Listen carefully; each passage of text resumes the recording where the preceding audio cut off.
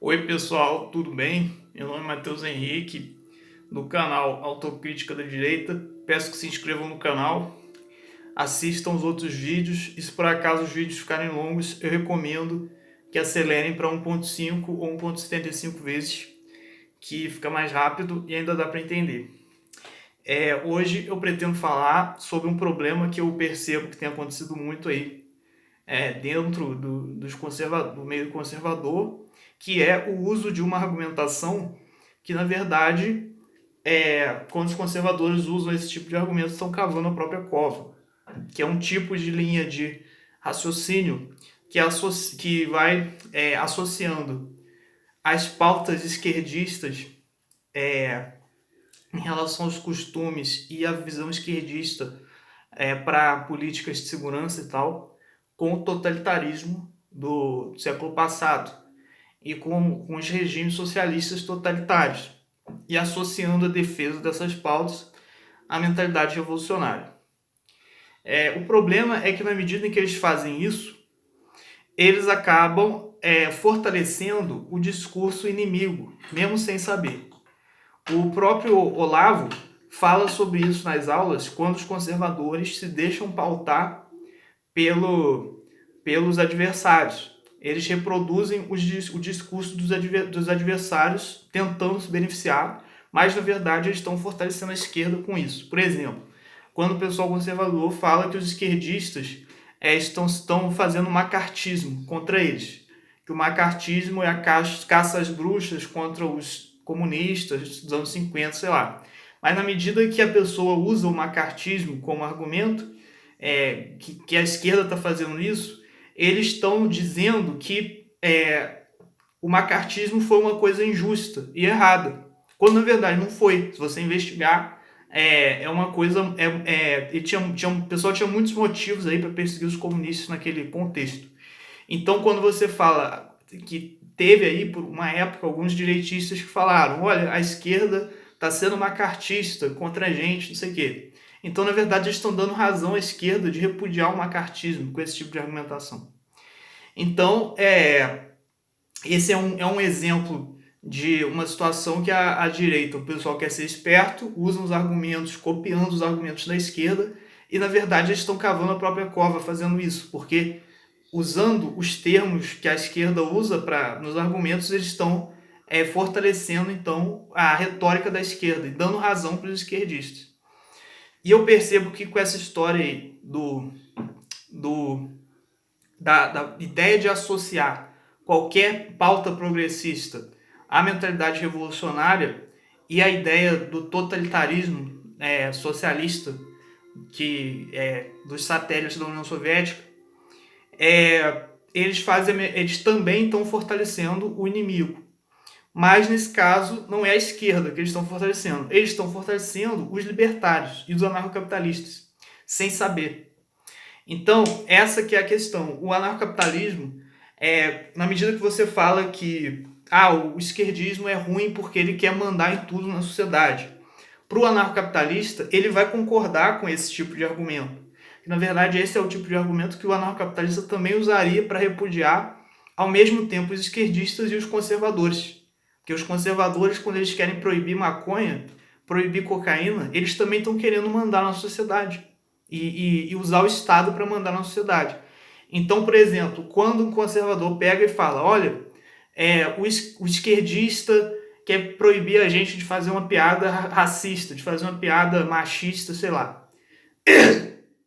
O esquerdista quer passar leis favorecendo as minorias e as mulheres, sei lá, os oprimidos e tal. E a gente não pode deixar isso, porque os esquerdistas estão usando o Estado para restringir a liberdade das pessoas. E a gente não pode aceitar isso. Só que na medida que ele fala que a esquerda está errada, porque a esquerda está usando o Estado para restringir a liberdade das pessoas, eles estão cavando a própria cova e dando razão aos anarcocapitalistas, mesmo que eles não tenham essa intenção. Porque para o anarcocapitalista, a crítica aos conservadores será justamente essa, que eles querem usar o Estado para mandar nas pessoas e impedir as pessoas de fazer o que elas gostam. Então, quando os conservadores criticam a esquerda pelo fato da esquerda querer usar o Estado para proibir as pessoas de fazer piada preconceituosa, ou sei lá, alguma coisa assim, eles estão cavando a própria cova, porque eles estão fortalecendo a retórica que os anarcocapitalistas e os libertários vão usar contra os próprios conservadores. Então, eu percebo isso também quando o próprio Olavo, apesar de ter falado sobre isso, denunciado isso, no caso do macartismo, por exemplo, o Olavo também comete esse mesmo erro em alguns pontos. E eu devo isso ao fato do Olavo provavelmente ser pouco informado sobre o libertarianismo e o anarcocapitalismo, porque esse não é a área de interesse dele. A vida dele inteira ele dedicou ao combate ao comunismo, que na época que ele estava no Brasil realmente era o maior problema, porque o anarcocapitalismo e o libertarianismo só se tornou um grande problema para a direita na última década, nos últimos 15 anos, sei lá, que foi o tempo que o Olavo estava nos Estados Unidos. Então não tinha como o Olavo estar preocupado com isso. Também a pessoa dedica 60 anos da vida a um tipo de linha argumentativa, a pessoa não vai mudar para mudar radicalmente assim, porque ela viu, não, agora é inadequado, só vou fazer outra coisa totalmente diferente. Então o Olavo já dedicou a vida dele inteira analisando aí o comunismo, criando uma forma de combater o comunismo e a esquerda, que é eficiente para combater a esquerda, mas na verdade tem muitas brechas aí nessa técnica do Olavo, quando você tenta aplicar isso para combater o anarcocapitalismo. Então é isso que é assim, o mais importante a ser compreendido, eu acho. Que o anarcocapitalismo pode ser identificado com a mentalidade revolucionária em alguns poucos aspectos, mas não no total. No total, a maioria dos argumentos usados contra a mentalidade revolucionária podem ser apropriados pelos anarcocapitalistas para ser usados contra qualquer conservador que queira proibir cocaína ou crack, por exemplo. Então, na verdade, o conservador usar esses argumentos, ele está cavando a própria cova. Então, um exemplo disso no discurso do Olavo é quando o Olavo cita até um economista liberal lá americano que disse que a campanha antitabagista foi usada para ser um experimento de controle social. E aí o Olavo justifica que, olha, o antitabagismo está errado. Se eu não me engano, foi até na palestra do Museu da Imigração Cubana que ele falou isso. Que ele falou, olha, o antitabagismo está errado porque o governo está impedindo a gente de fazer o que a gente gosta. E a gente não pode deixar que isso aconteça. A gente não pode aceitar que o governo impeça a gente de fazer o que a gente gosta. Então, se a lógica é essa, o governo não pode impedir as pessoas de fazer o que elas gostam, então o governo também não pode proibir a cocaína, não pode proibir o crack, porque se a pessoa gostar, problema dela. E aí você vê, o Olavo defende a legalização da cocaína, do crack? Não, o Olavo não defende. O Olavo, na verdade, é contra a legalização da maconha também. Só que pela própria natureza antidoutrinária da filosofia do Olavo, o Olavo nunca explicita isso. E não cria, vamos dizer, uma lista de pautas, vamos dizer, que ele defende, que ele acha que as pessoas têm que defender. E por causa disso, acaba existindo muita confusão, muita indefinição na filosofia política dele. Vamos dizer, nas propostas políticas que ele apresenta. Então, ele é contra a legalização da maconha, mas ele não fala abertamente. Ele só sugere alguns textos, etc. Então, aí que se torna importante aquilo que eu falei anteriormente, que a argumentação do Olavo é toda feita para combater o comunismo e a esquerda, mas quando vai combater o anarcocapitalismo, ela se torna... tem muitas fraquezas que, na verdade, estão fortalecendo o anarcocapitalismo. Se a pessoa usar o método do Olavo para combater os anarcocapitalistas, vai estar fortalecendo o anarcocapitalismo sem saber. E essa história aí do cigarro, o fato dele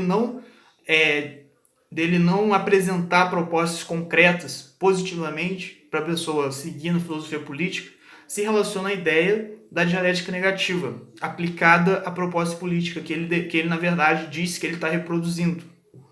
Então, ele não defende abertamente, olha, eu sou a favor que a sociedade siga o catolicismo. Eu sou a favor que a sociedade siga os valores cristãos, porque ele não quer fazer nenhuma proposta abertamente, quer só criticar e tal. Porque se ele fizer uma proposta abertamente, essa proposta vai poder ser repudiada. Mas acontece o seguinte, contra a esquerda, isso pode facilitar, porque a esquerda dá muitas brechas para ser criticada e tal, e a própria esquerda também não procura se definir com propostas certinhas e tal, bem estruturadas. Ela tenta, a partir de uma forma dialética, se basear mais no apelo retórico de algumas ideias do que numa proposta linear. Agora, o anarcocapitalismo, ele defende, na verdade, ele procura se fundamentar em uma proposta linear, bem estruturada, logicamente, de princípios, de princípios que vão levar a pessoa a defender o direito absoluto à propriedade. E é uma forma estruturada de defender isso, logicamente. Então, se a pessoa usar a dialética negativa contra o anarcocapitalismo, só criticar, ainda vão existir partes ali do discurso anarcocapitalista que vão continuar bem estruturados logicamente. Então, como tem a frase, só se destrói aquilo que se pode substituir, eu acho que nesse caso é mais produtivo você procurar uma forma de estrutura lógica de um discurso sobre política ou sobre moralidade que se sobrepõe ao discurso, à estrutura do Rothbardiana e Hobbesiana, do que propriamente você procurar só investir na dialética negativa e não colocar nada para substituir. Porque eu acho que, como é uma lógica interna bem estruturada, ela só vai ser destruída se ela for substituída. Ela só vai ser rejeitada pelos potenciais futuros anarcocapitalistas e libertários se ela for substituída por outra melhor. Porque senão, por mais que você critique alguns pontos específicos, eles ainda vão tentar salvar essa defesa, porque ela é bem estruturada. Quanto o marxismo não é. O marxismo, filosoficamente, não é bem estruturado. Ele é apelativo, tem uma retórica apelativa que alcança muita gente, mas ele não é bem estruturado filosoficamente, logicamente. Então, se você for criticando tudo, só criticando e não fazendo nenhuma proposta para substituir, beleza, já pode ser o suficiente. Agora, no caso do anarcocapitalismo e do libertarianismo, são ideias que têm uma estrutura interna bem consolidada, logicamente, filosoficamente. Então, mesmo que você critique, ainda vai sobrar alguma coisa dessa estrutura que eles vão poder se apegar e vão poder insistir naquilo. Então, tem que ser feito um outro tipo de método para combater esses parasitas, essas grandes ameaças internas da direita que eu considero mais perigosas do que o comunismo e a esquerda. Porque o comunismo e a esquerda, todo mundo sabe que está errado e já milhares de pensadores aí buscaram refutar, é um inimigo que todo mundo conhece. Então é pior um inimigo invisível que você não conhece, que vai agindo dentro do seu grupo, disseminando, vamos dizer, discórdia, enfraquecendo internamente o seu grupo, do que um inimigo externo que todo mundo já conhece. Então, por isso que o olavismo, a linha de raciocínio aí olavista foi feita para combater a esquerda, mas é totalmente inadequada para combater o anarcocapitalismo.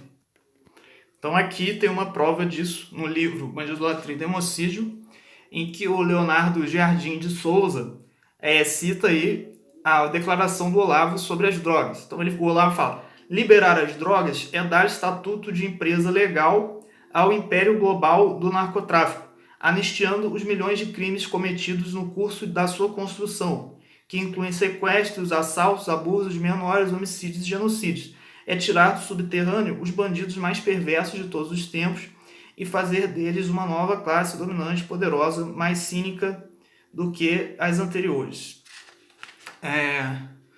Então, basicamente, o Olavo está dizendo aqui que não pode liberar as drogas, inclusive a maconha, porque vai fortalecer o narcotráfico com isso, porque eles já são detentores lá vamos dizer, das rotas aí de comércio, então eles vão se beneficiar. Eu acredito que isso é muito contestável e não dá para saber. É uma discussão científica que pode tornar necessário o estudo de casos anteriores e tal para saber, porque ao mesmo tempo que pode fortalecer os bandidos, porque eles já têm vamos dizer, ligações aí comerciais, pode enfraquecer porque outras pessoas vão poder comercializar também e eles vão perder o monopólio disso. Então eu não sei o que ia acontecer. Eu acho que esse tipo de argumentação é muito problemático. E eu também já vi o Olavo argumentando que seria ruim legalizar a maconha porque o governo teria que gastar mais, vamos dizer, com registro da maconha e que ia cobrar mais impostos com a venda de maconha e tal, para fiscalizar mais um produto ser comercializado. Então o governo ia aumentar a participação por estar fiscalizando mais um produto ser comercializado. E eu acho que esse argumento é fraquíssimo. E eu acho que os anarcocapitalistas libertários iam rir do Olavo se visse o vídeo que ele fala isso.